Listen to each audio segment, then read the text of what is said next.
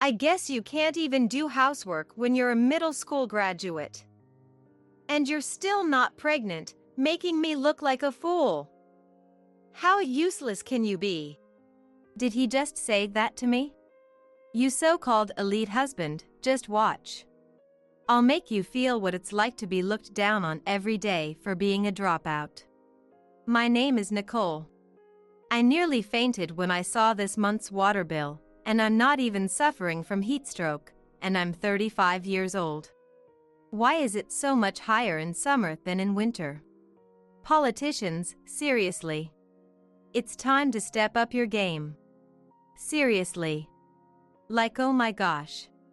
But you know what? A part of me kind of enjoy the challenge of managing household chores while being frugal. There was a time when I absolutely hated housework, though.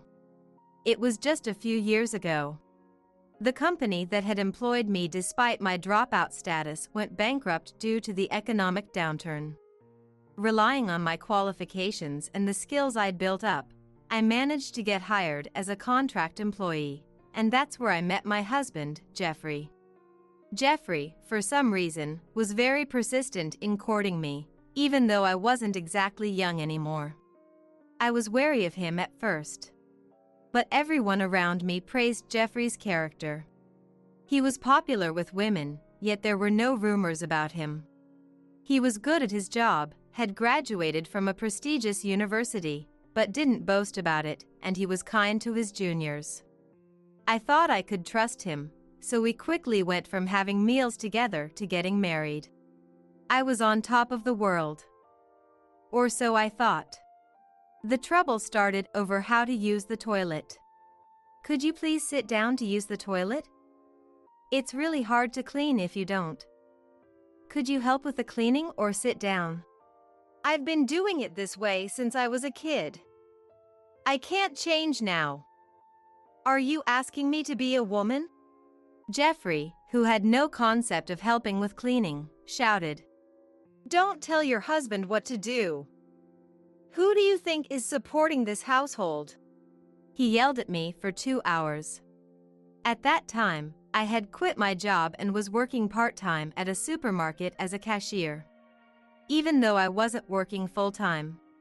Who does he think is making his meals? I almost asked, but I kept quiet. It was the first time I'd fought with Jeffrey. Unfortunately, this was just the beginning. After 2 months of marriage, Jeffrey stopped hiding his true nature. One day at the dinner table, today, my mom called me. I casually mentioned, "Do I need to hear this?" Your mom is just another random old lady to me. You and your mom are both the same, unable to have a conversation that interests others. Jeffrey responded with a sneer. What? I was stunned. Jeffrey used to bring treats to my parents when he went on business trips and talked more with my parents than his own before and after our wedding. As I stood there in shock, Jeffrey said, "Change the subject. You're ruining the meal," and turned his attention to the TV remote. I quietly finished my meal and took the empty dishes to the sink. "Hey! Why are you angry?" Jeffrey asked. I couldn't believe it. He didn't even understand why I was upset. Furious, I shouted, "I'm going to bed. I feel sick," and slammed the door as I headed to the bedroom. Apparently, Jeffrey was just good at pretending to be nice. I regretted not noticing this before we got married. I couldn't talk to anyone who knew Jeffrey about this. As time went on, Jeffrey's behavior got worse. One night, Michelle, my mother-in-law, was visiting. Jeffrey didn't bother to put on a nice front in front of his mother. Showing his true colors, Jeffrey said to me in front of Michelle, "Your cooking lacks flavor." "What?" I responded. Jeffrey got up, went to the fridge, and grabbed mayonnaise and ketchup. He poured ketchup on the hamburger I made and started putting mayonnaise on the salad and bread. "We've been married for almost 6 months, and your cooking hasn't improved at all." I'm fed up. Can't you make a decent meal for your tired husband? You're really hopeless. Jeffrey laughed and said, I had a hunch before we got married that Jeffrey had childish tastes. Preferring hamburgers and sweet curry, Jeffrey shamelessly devoured the meal, which looked more like ketchup with a side of hamburger, boasting about how delicious it was. Even Michelle was taken aback, saying, He's using even more ketchup than before. Nicole, I'm sorry you're dealing with this. He's just being difficult. And she apologized to me. Unbothered, Jeffrey continued eating his ketchup-drenched meal and said, By the way, some friends are coming over tomorrow. Your cooking is too embarrassing to serve, so buy some prepared foods from the food hall and make them look homemade. What? You didn't tell me this. I protested. I'm telling you now. Jeffrey replied. Being informed the night before was inconvenient, yet Jeffrey complained. Why are you getting mad? I am telling you now. It's hard to prepare and clean when you tell me the night before. Either tell me earlier or prepare for your friends yourself. I argued. This is my house. I can invite my friends over without you complaining. Are you saying I can't even have a break? Jeffrey snapped back. I never said that. I retorted. Yes, you did. You were such a sweet and calming woman before we got married. Now you're just a strict wife, always moody and unstable. Jeffrey accused. Michelle left, clearly exasperated. After she left, I glared at Jeffrey, too angry to speak. I know you're a dropout and lack empathy and moral sense. But it's important to be kind to the people in front of you. Jeffrey began a bizarre lecture. The conversation was so absurd that I didn't bother to argue. I left the dining table without cleaning up and retreated to the bedroom. Jeffrey shouted, Don't dump your work on me. Ignoring him completely, I went to bed. The next morning, I was surprised to find the dining area and kitchen spotless. Jeffrey had done all the cleaning and shopping, with prepared foods from the food hall in the fridge. If his friends weren't coming, he definitely wouldn't have done it. Jeffrey, always concerned about appearances. I was contemplating leaving the house to avoid entertaining Jeffrey's friends, when the doorbell rang. It was one of Jeffrey's friends, showing up at 7:50 a.m. With no choice, I tidied myself up and greeted the guest. Eventually, 4 of Jeffrey's friends showed up, indulging in food and drink without restraint. Jeffrey ordered me to bring some drinks, but I pretended not to hear him. Then one of his friends chimed in. Hey, does Nicole dislike you? Jeffrey laughed. We had a little argument recently, and Nicole hasn't forgiven me yet. She seems to hate me hanging out with you guys. Oh, you're newlyweds, right? She probably doesn't want to lose you. Cute jealousy. Yeah, it's tough. Jeffrey replied. Listening to their conversation, I clenched my fists. How could Jeffrey twist the details of our argument like that? It's my fault, though. Jeffrey continued. The other day, I was honest about not enjoying the meal. Oh, so your wife is the bad cook type? That must be rough. No, it's my fault. Jeffrey insisted. You're always so humble, stepping back like that. Nicole's lucky to have such a good husband. His friend added. I hope she feels that way. Even though I was present, Jeffrey and his friends continued their disrespectful conversation, occasionally glancing at me as if seeking my affirmation with words like, He's a good husband. Overwhelmed with disgust, I said, I have an urgent matter to attend to, and left the house. After a refreshing meal out, I returned home to find that Jeffrey's friends had left, and Jeffrey was sitting in the living room, visibly annoyed. "You're late," he yelled. "I didn't set a return time." I retorted. "What's with you, ignoring me last night and showing no respect in front of my friends today? They even asked me if our marriage was in trouble. You need to behave properly in public. You are absolutely useless. Your cooking is terrible, you can't entertain guests, you don't even clean up after meals. And you're a dropout who can't do housework. Not to mention, you haven't gotten pregnant yet, you're useless." I was stunned by Jeffrey's tirade. Not pregnant yet? I thought. Well, it's physically impossible when I avoid sleeping with you. However, it seemed that Jeffrey was angered by his friends asking, "Do you have any plans for kids?" and not being able to answer, which led him to say such things.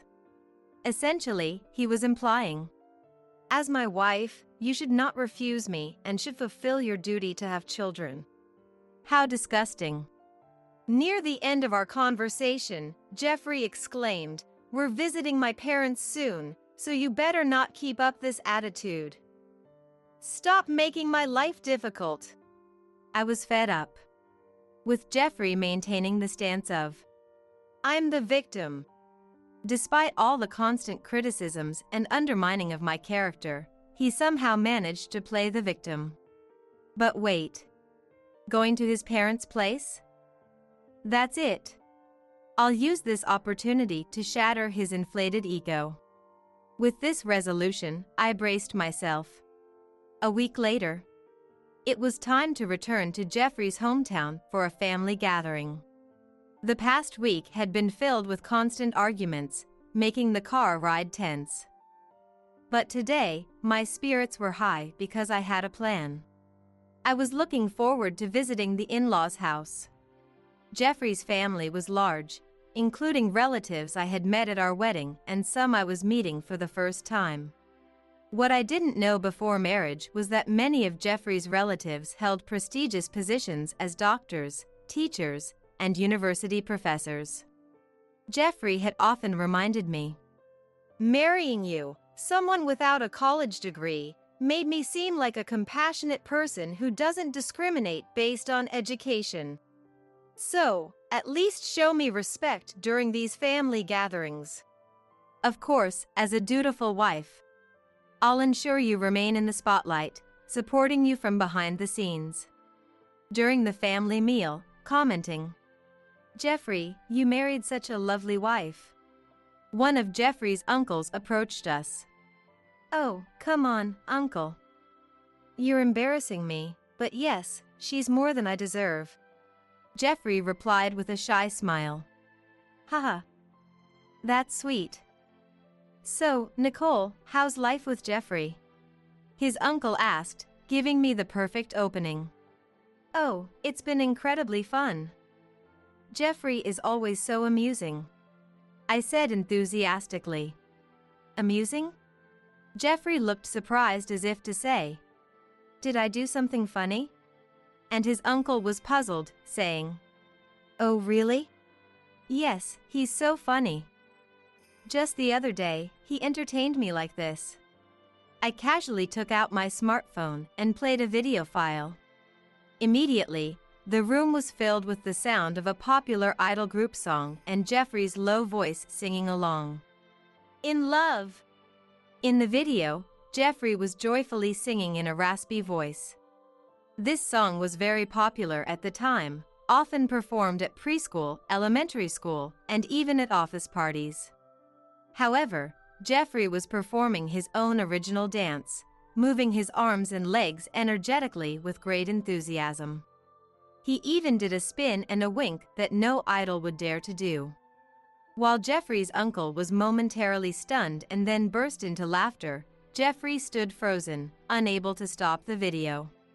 It made sense since this was Jeffrey's biggest secret. Before our marriage, Michelle had confided in me.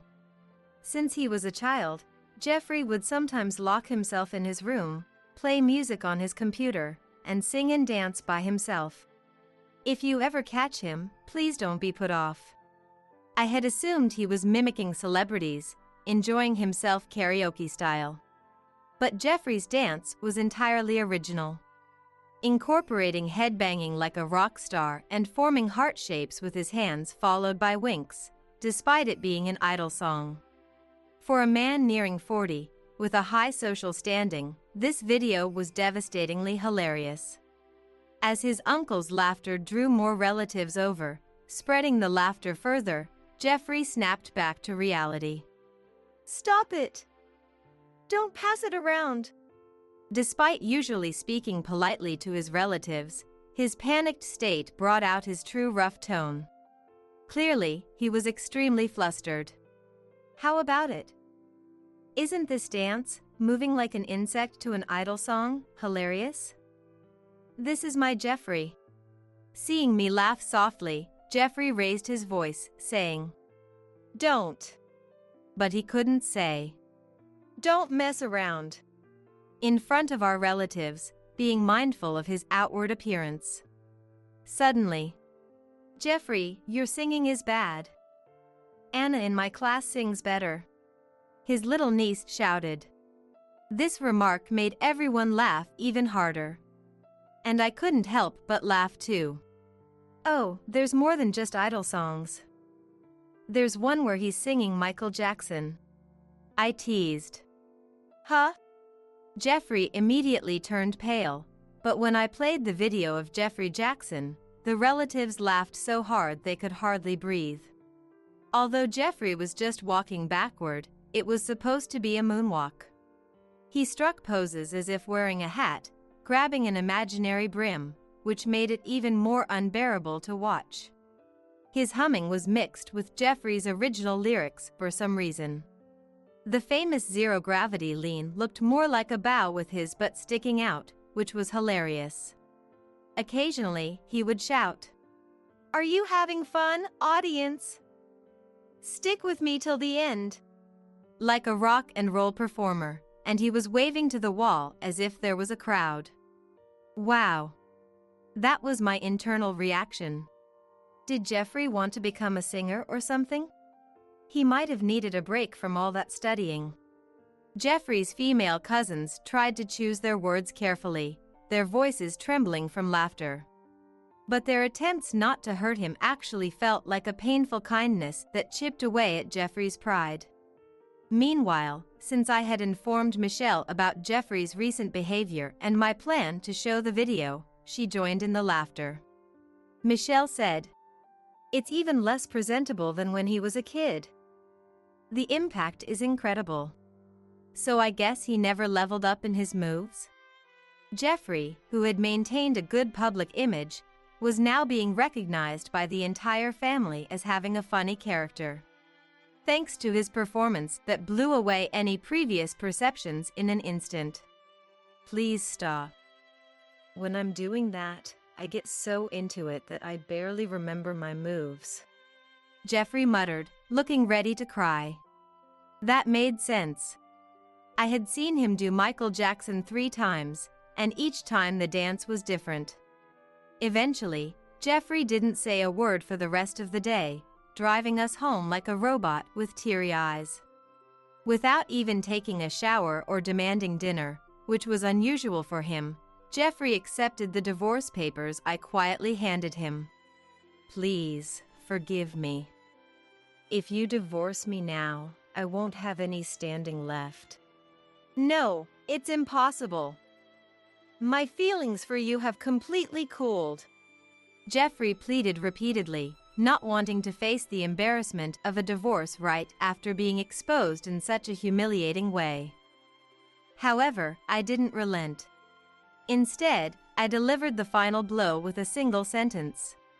If I find out you've been bad-mouthing me and saying it's my fault we divorced, I'll spread those videos around. And I simply reminded him. Thanks to that, the divorce went smoothly. Jeffrey realized that even if we stayed married, he would have to be in a lower position than myself. Why didn't you just ask for a divorce right away? Why did you do all that? You could have just divorced me without it. Jeffrey asked me suddenly, and I smiled. Because you always looked down on me and laughed at me, I thought it would be good for you to be laughed at once in a while. It worked perfectly. Normally, Jeffrey and I don't have the best conversations, but this time, thanks to his first-hand experience, he finally understood. I'm sorry. And he apologized. I wanted him to understand my feelings as his wife, and that was the only reason behind my actions.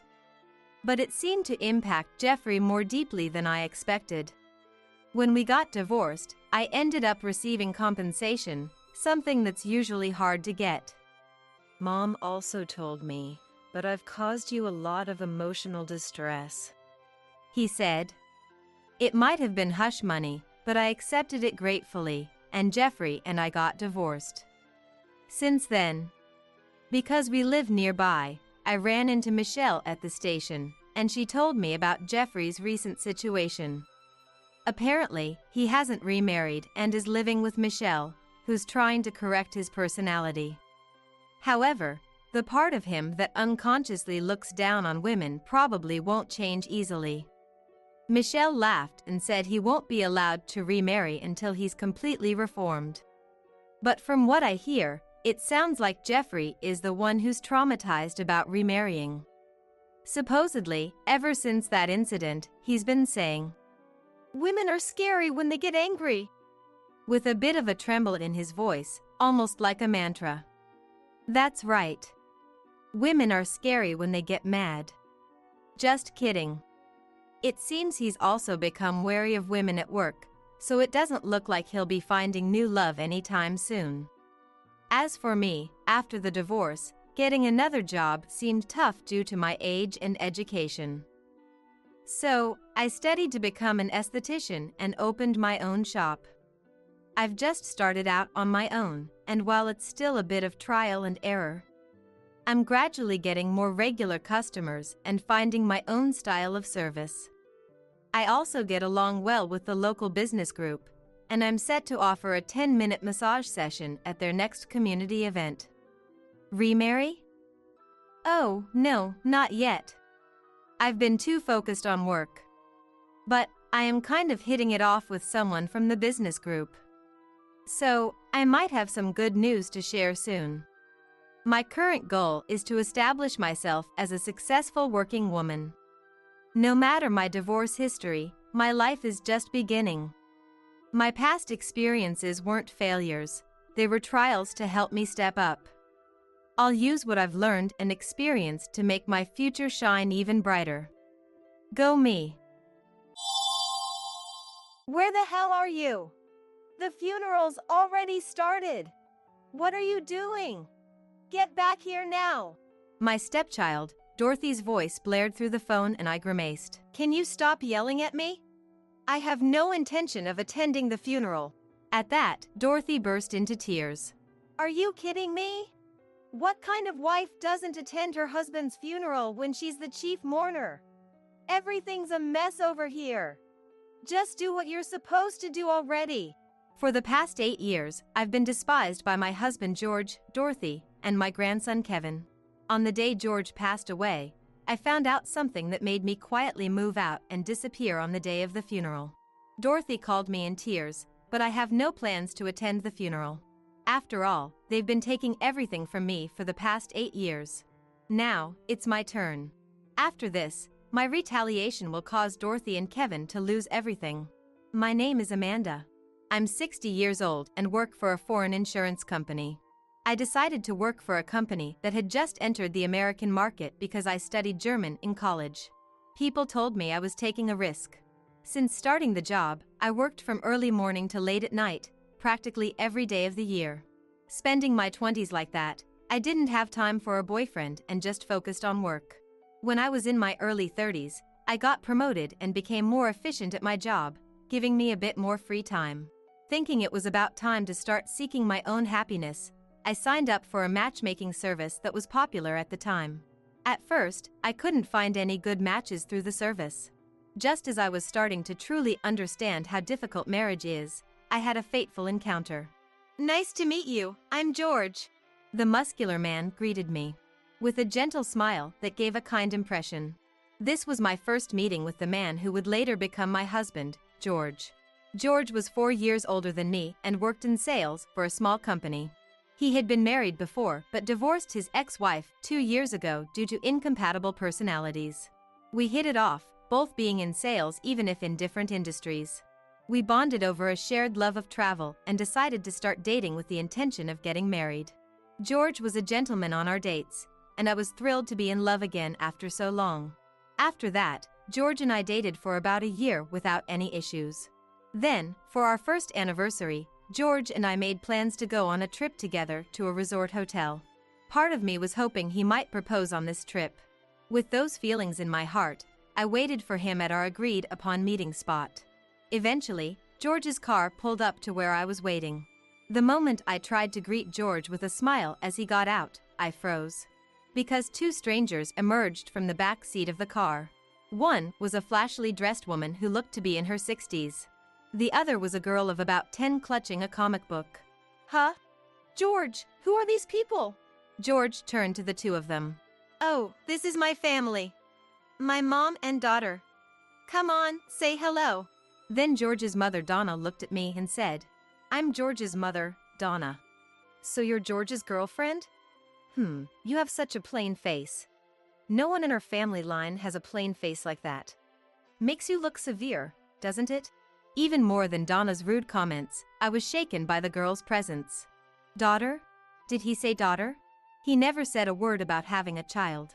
Prompted by George, the girl looked up from her comic book to greet me. I'm Dorothy, was all she said before returning her gaze to the comic.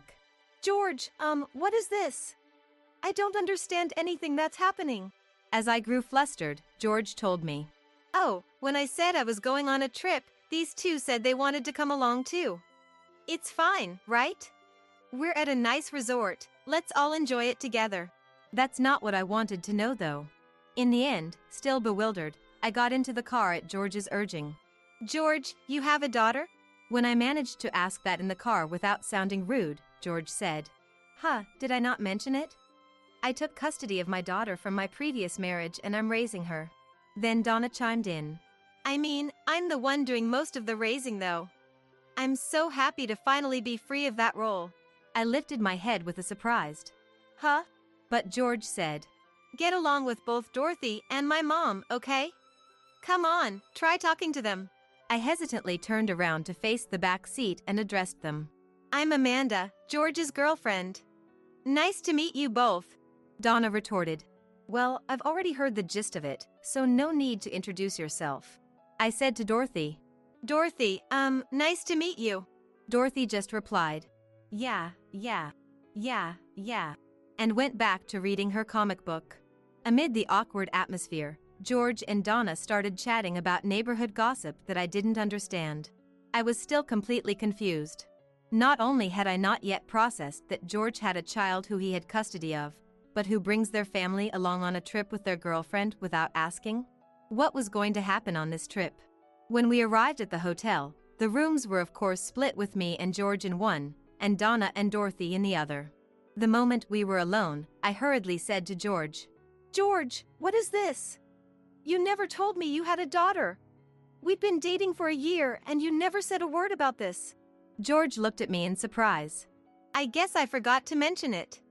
Whatever, it's not a big deal. I held back what I wanted to say and told him. And bringing your family on our couple's trip without asking is not okay. George still looked at me quizzically. Why are you making a fuss about that? We're going to be family anyway, it's fine. It's no use, he doesn't get it. I felt dizzy. George said, I'm going to take a walk around the hotel. And promptly left, leaving me at a complete loss. Soon it was time for dinner, and of course Donna and Dorothy were there. It was a lavish meal, but I could barely swallow any of it. Suddenly, the lights in the dining room dimmed and music started playing. As I wondered what was happening, a staff member approached with a cake and bouquet of deep red roses, handing the bouquet to George. No way, is this, no way. Amanda, I love you. Will you marry me? George said with a self-satisfied look on his face. All eyes in the room were on our table, and everyone there was waiting for me to say yes. How many people in the world could respond with, "Let me think about it for a bit"? After being put on the spot like that? In a trembling voice, I said, "I would be honored." At that, the surrounding guests broke into applause and cheers. Words of congratulations and whistles flew our way. The lights returned to normal and the guests went back to their own meals. I sat there in a daze, clutching the bouquet and watching Dorothy eat cake. Well, now that we've taken care of what needed to be done, let's talk about what's next. Donna's words pulled me back to reality. I'm giving my blessing to Amanda and George's marriage, so be grateful. We'll all be living together as soon as the house is built. Without thinking, Huh? I blurted out. Living together? As soon as the house is built? Yeah. Mom and I decided to build a pretty big house. I mean, even if we're family, it's better to have some privacy, right? This is for Amanda's sake too. George said something like that. I'll have my own room too, right, Dad? To which, Of course you will. George replied. As the three of them got all excited, I just sat there frozen. After that, I ended up signing the marriage certificate in a daze. I tried my best to think positively about it in my own way. I'm marrying the man I love. George doesn't mean any harm. I'm looking forward to the new house, and it's a good thing to have a bigger family. And so George and I got married. All of a sudden, I became a mom to 10-year-old Dorothy. Before moving in together, I read books and tried my best to be a good mom to Dorothy. On the day we finally moved in together, I approached Dorothy. Dorothy, I'm looking forward to being a family. I'd be happy if you could treat me like a mom. Dorothy looked up at me and said, That's so annoying. Just don't bug me too much, okay? I froze, but Dorothy promptly went to her own room. I felt uneasy about the future, but I convinced myself that Dorothy was a teenager after all, and it was natural for her to have complicated feelings about a parent remarrying. However, life after that was hell. Donna suddenly said this to me. From now on, Amanda will be doing all the housework, got it? I tried to explain that my job was very demanding, but Donna glared at me. That's no excuse. You married George, so work hard at home too. And Donna really did abandon all the housework. It would have been fine if George or Dorothy helped out at least. But they just did their own thing and never lifted a finger to help. On top of that, they started complaining that the cleaning wasn't done or the food was bland. I endured it and spent my days doing chores, but instead of being grateful, they started treating me coldly. Right after we got married, George said work was getting busy and he was hardly ever home. His business trips increased, and he'd go out on weekends too, saying he had to work on his days off. During those times, I'd be alone with Donna and Dorothy, and I struggled in my relationship with Dorothy. Ugh, fish again? I want to eat steak or something. Dorothy looked at the grilled salmon I made with disgust. Dorothy, you're a picky eater, so you need to learn to eat everything. Eat your fish properly. I said that, but Dorothy ignored me. Donna spoiled Dorothy like that, giving her snacks and such. As she headed back to her room, Dorothy said dismissively to me, You're so annoying. Don't lecture me. I continued to agonize over how to interact with Dorothy. Around that time, George handed me some documents. Fill those out for me. Huh? I looked at them and saw they were documents to transfer the mortgage to my name. What do you mean, fill them out? As I grew confused, George said, I took out the mortgage in my name for now, but the payments are tough after all. You make more money, Amanda, so you pay it. I'll cover all the living expenses in exchange. I refused over and over, but George wouldn't budge. Then what do you want to do? Sell this house? Then the four of us will be crammed in a tiny apartment. I'm fine with that, you know. He went on and on like that until I finally agreed to transfer the house to my name and pay the mortgage, on the condition that George covers all the living expenses. But Donna and Dorothy, not knowing any of that, continued to harass me. The intensity of Dorothy's abuse was especially terrible as she fully entered her teenage years. But I endured it, telling myself I had become Dorothy's mom. After 8 years of living like that, Dorothy graduated high school, got a job, and was set to move out. My relief was short-lived. A malignant tumor was found in Donna and she was hospitalized. It happened quickly after that. Donna grew weaker and weaker, passing away in less than a year.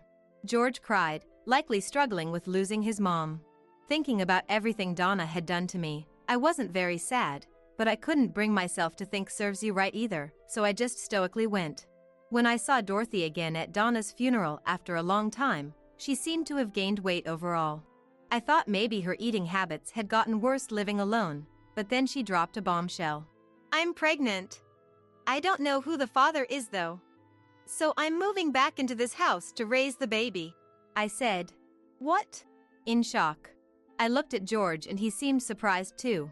No wonder, Dorothy isn't even 20 years old yet. And yet, she's going to have a child without knowing who the father is? What on earth is going on? I thought surely George would scold her, but my expectations were betrayed. If that's the case, then come back home. I'd be happy to live with my grandchild too. Dorothy, Thanks, Dad. seemed delighted. I felt dizzy. Just when I thought I was finally free from living with Donna, now Dorothy is coming back?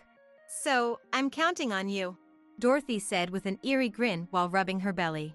After that, Dorothy really did come back home and, as expected, started treating me like a housekeeper again. Then a few months later, she gave birth. It was a boy, and Dorothy named him Kevin. Babies really are adorable, aren't they? I never had my own, but I wanted to try holding him. Dorothy, can I hold Kevin too? No way. Why should I let a stranger hold him? As I stood there frozen, only George happily cradled Kevin. After Dorothy was discharged from the hospital, she dumped almost all of Kevin's care on me. I had to do things I'd never done before, like changing diapers and making formula, and deal with his crying at night too. Dorothy would just pick Kevin up and spoil him, but didn't do any of the actual caretaking. Still, I did the best I could for Kevin's sake. I bought books on baby food and patiently fed it to Kevin, and paid for all the diapers and such myself. When Kevin finally started being able to say mama, he reached out his hand to me and tried to call for me. No, Kevin, I'm Grandma. Grandma. As I tried to teach him that, Dorothy snatched Kevin away and told him. That's wrong, Kevin. That person is a stranger. She's not Grandma. Dorothy didn't work, didn't properly raise her child, and just stayed home all day. But I still couldn't bring myself to be harsh with Dorothy when she had such a young child. Before I knew it, 8 years had passed since Dorothy moved back in. George was hardly ever home as usual and was indifferent to me. The rare times he did come home, he'd complain about how the food tasted or how his shirts were ironed. At some point, George started saying, "I'm in a tough financial situation," and barely gave me any of the living expenses he had promised. Dorothy is 27 years old now, but incredibly, she still doesn't work. She relies on us for everything in her life while calling me a stranger and treating me like a servant. After Kevin started elementary school, he was often out playing during the day. As for Kevin, because he's seen me being treated like a slave by Dorothy since he was little, he seems to think I have the lowest status in the family. Hey, hurry up and give me my allowance. This is how he talks as a second grader. It seems he causes problems at school too, but Dorothy doesn't do anything about it. Kevin, I just gave you money the other day. You have to be careful with how you spend it. When I said that, Kevin glared at me and hurled more verbal abuse. Sometimes he even raised his hand to me, and I was fed up. Around this time, I started recording Dorothy and Kevin's horrible words and saving the audio files under the name Abuse Collection. I didn't have any particular reason for doing that. I just felt like it somehow relieved my stress a little to do it. I suddenly had a thought. Why am I putting up with this life again? It was for the simple reason that I had married George, that's all. I'm the one who agreed to the marriage, no one else. I continued this life out of resignation and a sense of duty. After 8 years of being hated and blamed by my entire family, my self-esteem had completely plummeted. Before I knew it, I had even started to think it was my own fault I was being treated this way. Then one day, an incident occurred. I got a call on my cell phone from the police station. Actually, about George. It was news that George had died in a traffic accident. Apparently on the way to a resort a little ways away, he lost control of the steering wheel or something and drove off a cliff. I arrived at the hospital and confirmed his identity. It was definitely George. As I watched Dorothy break down crying, it still didn't feel real to me. George is dead. Is this for real? In a daze, I received George's belongings from the police. Among them was his undamaged smartphone. Something was bothering me. Why was George, who said he was on a business trip, near a resort area? When I opened George's smartphone in private, I was hit with a shocking truth. I see. So that's how it was. I'll never forgive this. In that moment, I made a decision in my heart. The next day, George's funeral was set to take place. I became the chief mourner and was tasked with arranging the funeral.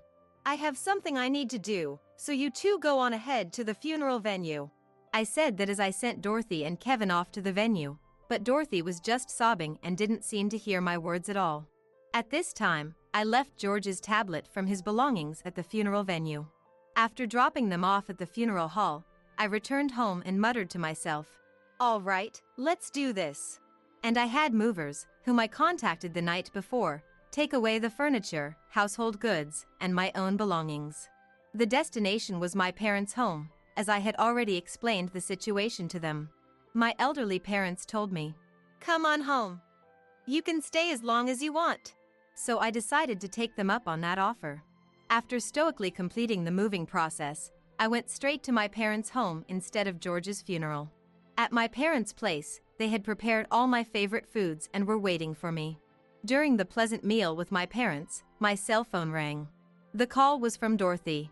I ignored it at first, but the phone kept ringing every 30 seconds. With a sigh, I decided to answer. "What is it?" On the other end, Dorothy screamed at me. "Where the hell are you? The funeral's already started. What are you doing? Get back here now." I grimaced at the sound of Dorothy's voice. "Can you stop yelling at me? I have no intention of attending the funeral." At that, Dorothy burst into tears. "Are you kidding me? What kind of wife doesn't attend her husband's funeral? And you're the chief mourner but abandoned all the preparations, didn't you? Everything's a mess over here. Just do what you're supposed to do already." So I calmly responded, "If you ask the funeral home, they should be able to carry out the funeral itself. You're 27 years old now, so you should be able to handle it. Good luck." Saying that, I ignored Dorothy's screaming and hung up the phone.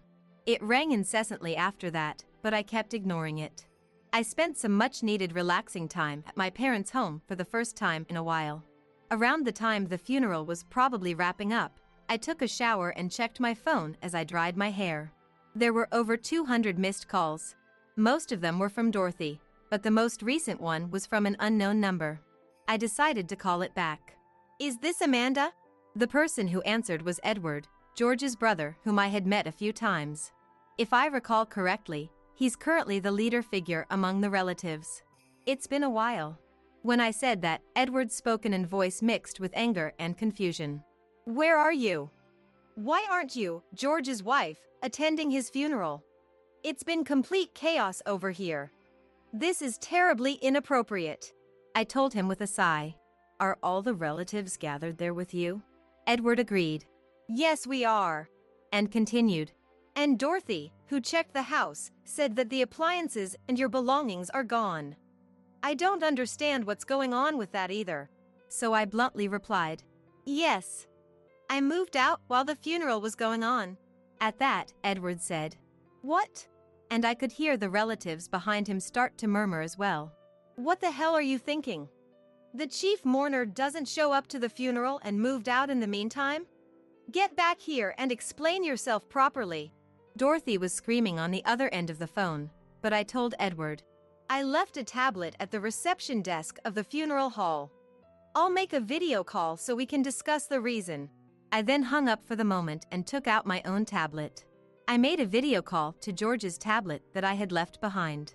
It connected right away, and I could see Dorothy, Kevin, Edward, and many relatives behind them. The moment she saw my face, Dorothy, with tear stains on her cheeks, yelled at me. "What are you doing? Get over here now. We'll talk after that." I responded flatly, "No. I will not be coming there. Not tomorrow either, of course." Dorothy flew into a rage and started berating me. The relatives looked at me suspiciously too. Edward said in a perplexed tone, That's really too inappropriate. Amanda, you're the chief mourner, George's wife, and Dorothy's mother. Don't you have any compassion for George? You two were husband and wife.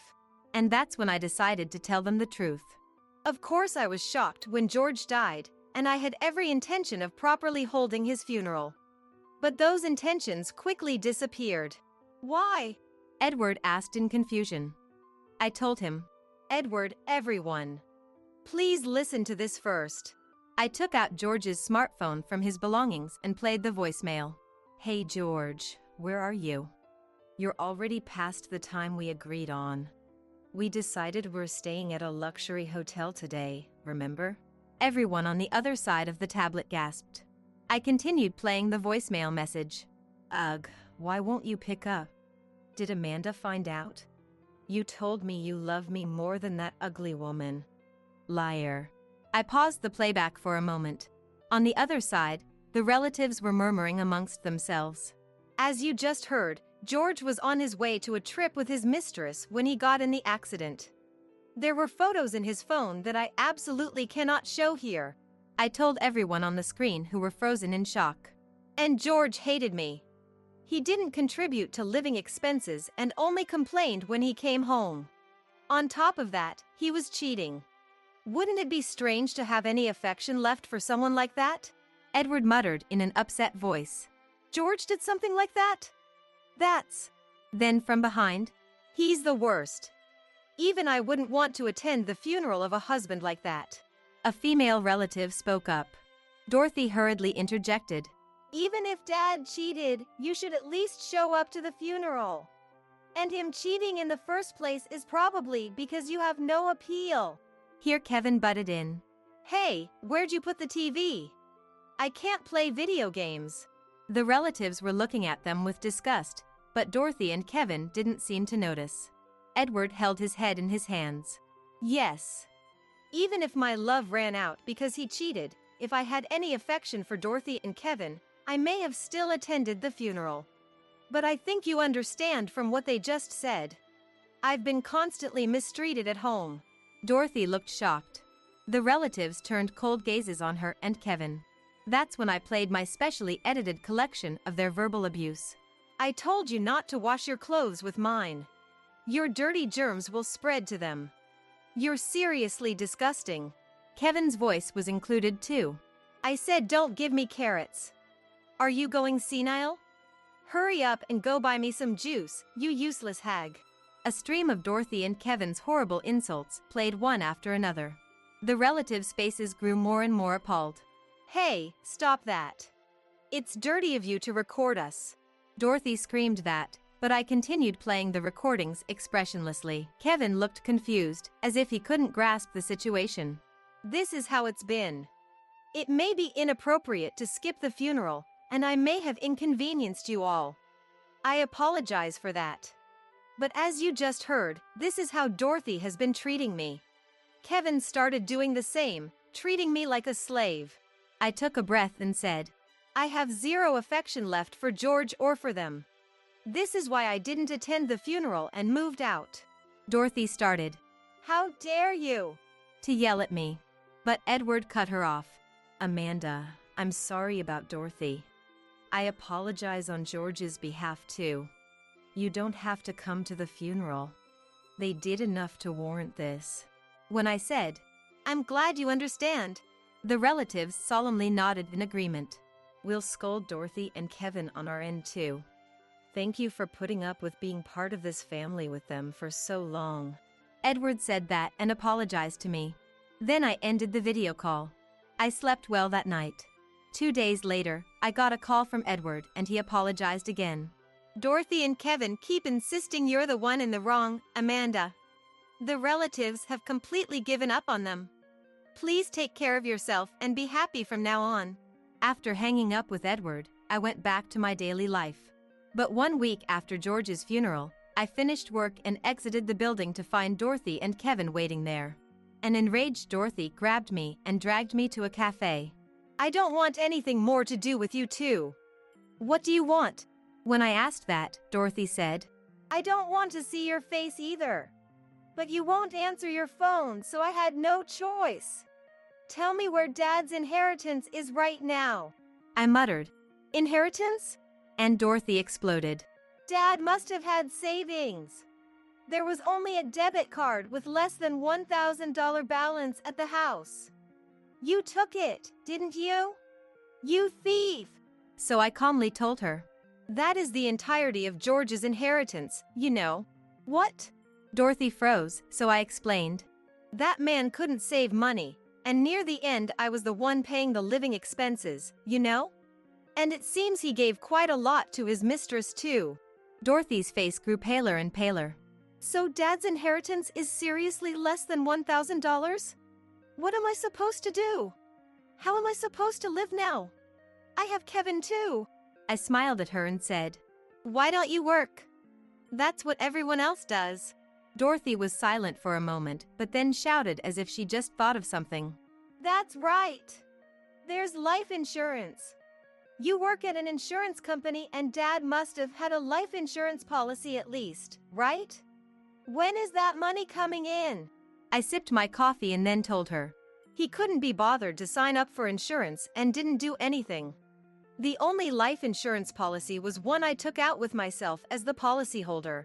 Dorothy shouted. How much will that be? So I answered. Well, for now it looks like $500,000 will be paid out.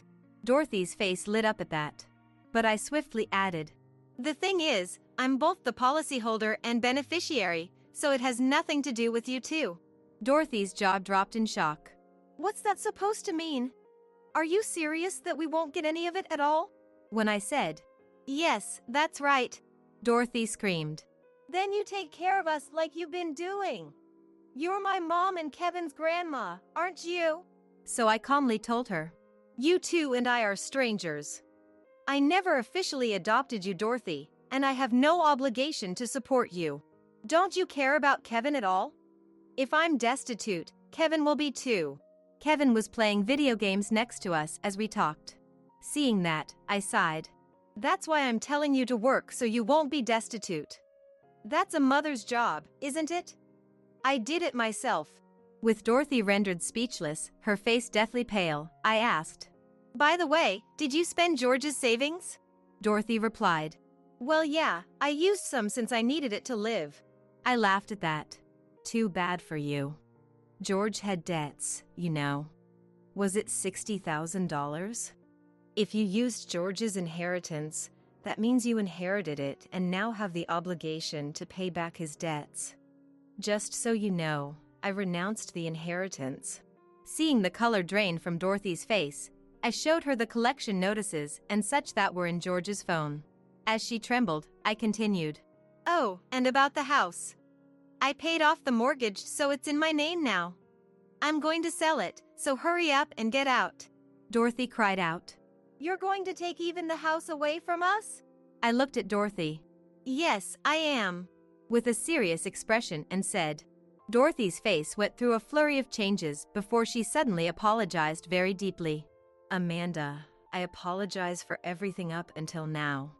I apologize for what Dad did too. So please come back home. If you don't, we'll. As I remained silent, Dorothy made a praying gesture as she cried. Please, Mom, I'm begging you. Don't abandon us. I flashed them a big smile as I said my final piece.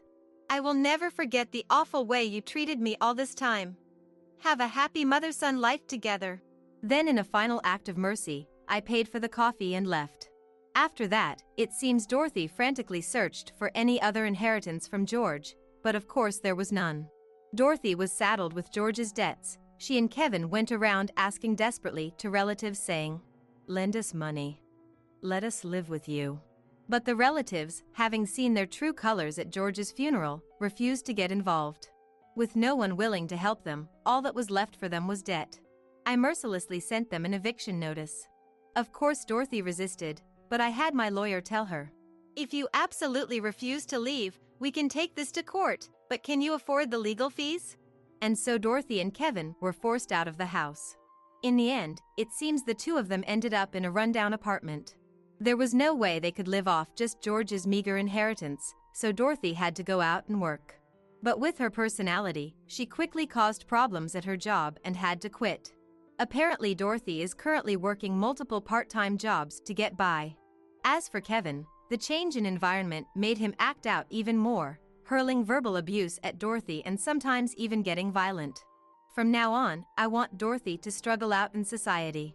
And I hope she can raise Kevin to be at least somewhat decent. It might be too late for that though.